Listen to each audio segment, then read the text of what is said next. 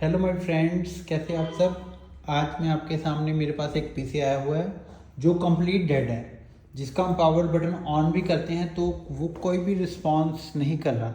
चाहे हम इसका मॉनिटर देखें, चाहे सीपीयू देखें, बिल्कुल 100% डेड है। तो इसको कैसे ट्रबल शूट करना है मैं आपको साथ में साथ ये भी बताऊँगा कि मान लो इसके साथ अगर कोई और प्रॉब्लम आती है तो आपने उस पीसी को कैसे करना है। सबसे पहले तो हम इस पीसी को यहाँ से खोल लेते हैं। यहाँ से ये आपको मैंने लास्ट वीडियो में बताया था, राइट साइड पे दो हमारे पास होते हैं पेज, उन हम दो पेजेस को हम खोलेंगे तो हमारा जो पीसी है वो खुल जाएगा। ठीक है, वो इसमें राइट साइड में जो पीसी के कैबिनेट में जो दो पार्ट हैं स्क्रू के, वो आपने खोल लेने के बाद आपने इसको जस्ट थोड़ा सा इसको प्रेस करके आपको ऐसे निकालना है इस साइड को, तो ये आराम से पूरा निकल जाएगा। ठीक है, इसका हुक होता है, यहाँ से इसको हमने निकालना।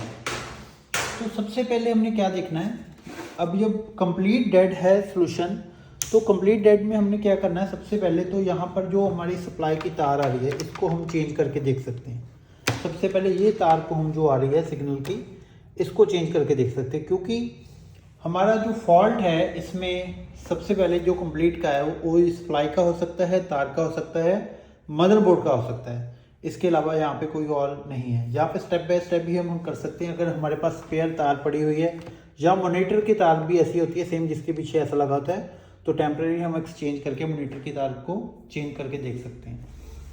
मान लो हमने मॉनिटर की तार भी चेंज कर दी तो फिर भी नहीं चला, तो सेकेंड ऑप्शन होती है हमारे पास ये पावर सप्लाई को हमें चेंज करना पड़ेगा। जिस तरह से ये पावर सप्लाई है, मेरे पास एक्स्ट्रा स्पेयर पड़ी हुई है, तो मैं यहाँ पे ये एक्स्ट्रा पावर सप्लाई को भी लगा के देख सकता हूँ। तो पावर सप्लाई लगाने से पहले हमें क्या करना है, पावर सप्लाई लगाने से पहले ये वो यहाँ पर, क्योंकि ये काफ़ी पुराना हो चुका है, यहाँ पे जो दो स्विच हैं लगे हुए हैं ये काफ़ी प्रेस्ड हैं, अंदर को प्रेस्ड है, निकल नहीं रहे। तो इसकी जो यहाँ पे वायर्स होती हैं इसको हमने निकाल देना। सबसे पहले सारे के सारे वायर्स को आप निकाल दो। वायर्स निकालने से पहले इसकी पिक्चर्स वगैरह क्लिक कर लो या इसको याद रख लो। अगर आप याद रख सकते हो तो कौन सा बटन पावर बटन के लिए, कौन सी एलईडी के लिए, कौन सी किस पार्ट के लिए। ठीक है, हमें तो यहाँ पे आइडिया है कौन सा है। यहाँ पे ब्लैक कलर की वायर्स को मैं यहाँ पे शॉर्ट करता हूँ। ये पेचकस ले लो कोई भी, उसकी मदद से इन दो तारों को शॉर्ट करके देखो। अगर तो जैसे ये दो तारों को शॉर्ट करने से चल पड़ा है, तो इसका मतलब जो हमारा ये तार जा रही है पावर स्विच की तार यहाँ पे ख़राब है।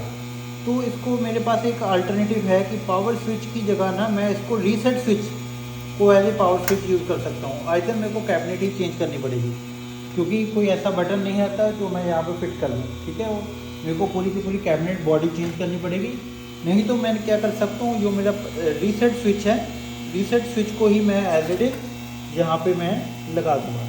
तो रीसेट मैंने स्विच यहाँ पर लगाया। अभी इसको ऑफ करके ऑन करके देखते हैं। इसको मैंने ऑफ किया, फिर इसको दोबारा से मैं ऑन करता हूँ। रीसेट बटन दबाते हैं। ये पावर का बटन तो ख़राब है थोड़ा सा, रीसेट बटन से चेक करते हैं। रीसेट बटन से भी वो वर्किंग नहीं कर रहा, यानी कि मेरे को ये बटन चेंज नहीं हो सकती, मेरे को सीपीयू के कैबिनेट चेंज करनी पड़ेगी इसका। ठीक है, इसको टेम्परेरी तो हम ऐसे यहाँ से इसको निकाल लेते हैं और इसको मैं शॉर्ट करके चला लेता हूँ। तो बाकी, क्योंकि बाकी भी मैंने आपको एरर्स दिखानी है, कौन सी एरर कहाँ पे हो सकती है। ठीक है, अभी अगर मान लो यहाँ पे शॉर्ट करने के बाद भी ये नहीं चलता, तो हमने क्या करना था, सिंपली यहाँ पे सीपीयू की एक तार आ रही है, ये वाली इस पार्ट की, सॉरी इसकी सप्लाई की, ये आराम से आपने यहाँ से इसको उतार लेना है। इसको हल्के हाथ से आप इसे उतारोगे, ये आपकी उतर जाएगी वायर। इसको साइड में रख दो। एक और वायर होती है येलो कलर की, उसको भी आप साइड में रख दो। इसको आपने यहाँ से दोनों को निकाल देना। जो स्पेयर हमारे पास एक्स्ट्रा होगी उसको हम टेम्परेरी क्या करेंगे, टेम्परेरी हम लगा के यहाँ पे चेक कर सकते हैं। सप्लाई को लगाने के बाद इसकी तारें यहाँ पे लगा देंगे। आराम से लगानी है आपने, कोई जल्दबाजी नहीं करनी, आराम से इसको लगाएंगे आप। आराम से लगाने के बाद दूसरी तार, ये येलो वाली तार हम यहाँ पर फिट कर देंगे। स्विच को ऑन किया और टेस्ट करेंगे, ये चल पड़ा। अब ये सप्लाई वर्किंग कर रही है, आप देख रहे होंगे। इसका फ़ैन चल रहा है, इसका फ़ैन नहीं चल रहा है। ये ऊपर वाली सप्लाई हमारी जो एक्स्ट्रा लगाई है वो वर्क कर रही है। तो इस तरीके से आप सप्लाई को भी चेक कर सकते हैं, क्योंकि डेड होगा, मान लो कंप्लीट डेड है तो सिंपली आप देखो सप्लाई का ही जो फॉल्ट होगा या आपका मदरबोर्ड का। अगर सप्लाई चेंज करने के बाद भी आपका चेंज नहीं हो रहा, ठीक है, सप्लाई भी आपने चेंज कर दी फिर भी ये चेंज नहीं हो रहा, तो इसका मतलब आपका फॉल्ट जो है मदरबोर्ड का फॉल्ट है। एक बार हमने दोबारा पुरानी पावर सप्लाई लगा दी है, इसको स्टार्ट कर देते पीसी को। अब बाकी कंपोनेंट्स को चेक करते हैं, बाकी फेलियर पे क्या फेल होगा। मान लो आपको मैं यहाँ पे टेम्प्रेरी यहाँ पे आपको ख़राब करके देता हूँ, ये बॉयस का सेल होता है, ठीक है। मान लो अगर फिर भी आपका वो चेंज करने से भी ठीक नहीं हो रहा था तो आपको वहाँ पे इसका मदरबोर्ड चेंज करवाना पड़ेगा, ठीक है। तो यहाँ पे सेल को सेल को मैंने यहाँ पे निकाल दिया, ठीक है। सेल को निकालने के बाद इसको मैं दोबारा शॉर्ट करके चेक करते हैं इसको क्या फॉल्ट है। ये हमारा चल तो पड़ेगा सारा कुछ, ठीक है, वर्किंग करेगा प्रॉपरली, कोई ख़राबी नहीं करेगा, ठीक है, सारा कुछ चलेगा, वर्किंग करेगा। तो डिस्प्ले भी आएगा इसका, पर यहाँ पे कई बार डिस्प्ले यहाँ पर रुक जाता है अगर सेल का फॉल्ट है, तो उस केस में हमें सेल को चेंज करना पड़ता है। ये सेल होता है छोटा सा, तो ये 3 वोल्ट का लिथियम सेल है, 3 वोल्ट का सेल आप यहाँ पे चेंज करोगे, ये बॉयस कहते हैं इसको। तो सेम एज इट इज़, अगर आपकी रैम ही ना हो, ठीक है, तो क्या देगा, रैम ही नहीं है तो फिर भी आपका वो सप्लाई जो है प्रॉपर जो ब्लैक स्क्रीन ही आएगी आपको, ठीक है। इसको चेक करते हैं, ये आपका मदरबोर्ड वर्किंग कर रहा है पर डिस्प्ले नहीं आ रहा है इस टाइम पे। तो इस बार आपका जो खराबी है वो सप्लाई लाइन की नहीं है, क्योंकि हमने रैम उतारी हुई है आपके सामने, ठीक है। आपका डिस्प्ले प्रॉपरली नहीं आ रहा है, इसका मतलब जो आपका खराबी है वो आपकी मदरबोर्ड में है, रैम में है या प्रोसेसर में है। बहुत ही कम चांसेस होंगे कि आपका प्रोसेसर ख़राब हो, मेजॉरिटी चांसेस आपके रैम के हो सकते हैं।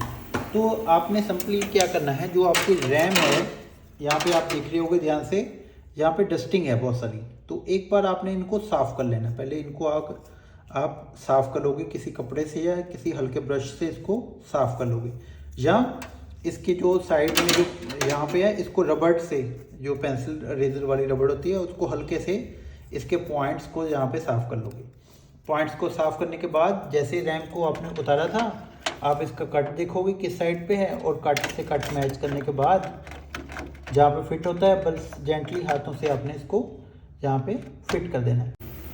एक बार रैम को दोबारा सेट करने के बाद इस पीसी का डिस्प्ले चेक कर लेते हैं। डिस्प्ले जैसे ही आता है तो इसका मतलब डिस्प्ले आ गया है। तो यहाँ पर इसको मैं आपको, ये मेरी हार्ड ड्राइव है, अगर हार्ड ड्राइव ख़राब हो जाए तो क्या, तो सिंपली आप देखोगे हार्ड ड्राइव अगर आपकी ख़राब है तो आप इसको स्टार्ट भी करोगे, स्टार्ट तो होगा पर इसका वो नहीं चलेगा प्रॉपरली।